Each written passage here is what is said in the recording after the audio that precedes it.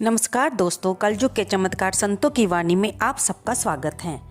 अगर आप इस चैनल पर नए हो तो इसे सब्सक्राइब कर लीजिए। दोस्तों, हमारे चैनल पर इस समय चल रही हैं श्रीमद् भगवद गीता के अध्याय और उनका महात्म्य।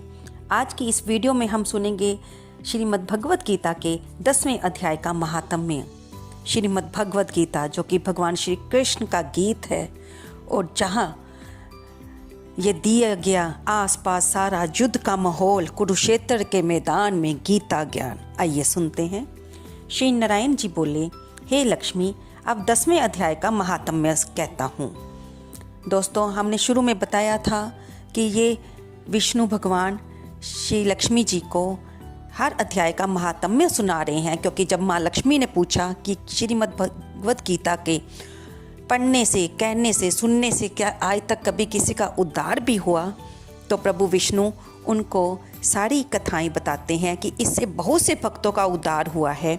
आज हम 10वें अध्याय का महात्म्य सुनेंगे और जानेंगे कि इस अध्याय को पढ़ते, सुनते, कहते किसका उद्धार हुआ।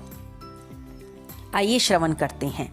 एक समय कैलाश पर्वत पर शिव, पार्वती और श्री विष्णु भगवान बैठे थे।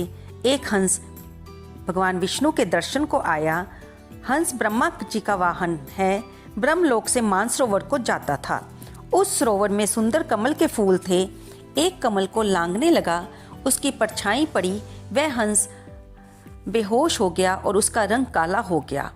आकाश से गिरा, तब उसी समय उसी मार्ग में एक गण आया।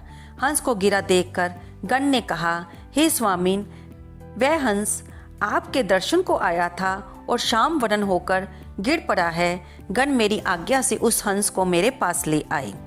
हमने पूछा, हे हंस, तू शाम वरण क्यों हुआ? तब हंस ने कहा, हे प्रभु जी, मैं आपके दर्शन को आया था। मानसरोवर में कमल के फूल खिले हुए थे, मैं उनको लांघ कर आया, इससे मेरी देह शाम वरण हो गई। मैं आकाश से गिर पड़ा, मैं इसका कारण नहीं जानता कि क्या हुआ है। ये सुनकर भगवान शिव हंसने लगे। तब आकाशवाणी हुई कि हे शंभु जी, कमलनी से पूछो, वह बताएगी। कमलनी ने कहा कि पिछले जन्म में मैं अप्सरा थी, मेरा नाम पद्मावती था। पिछले समय श्री गंगा जी के किनारे एक पंडित स्नान करके गीता जी के 10वें अध्याय का पाठ किया करता था।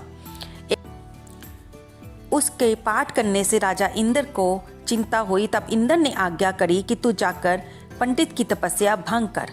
मैं उनकी आज्ञा पाकर उस विप्र के पास गई।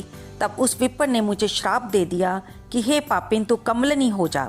मैं उसी वक्त कमलनी हो गई। अब मैं गीता के 10वें अध्याय का पाठ करती हूँ, उसी से मेरा तेज है। मुझको लांघने वाला काला होकर अचेतन हो जाता है। तब हंस ने कहा, कैसे मेरे काले से श्वेत वर्ण होवे और तू इस देह से छूट कर देव देही पाए। तब कमलनी ने कहा, कोई गीता के 10वें अध्याय का पाठ सुनावे तो उद्धार होगा। तब उस पंडित ने उस सरोवर में स्नान कर शालिग्राम जी का पूजन कर 10वें अध्याय का पाठ किया और जिसे हंस और कमलनी ने सुना।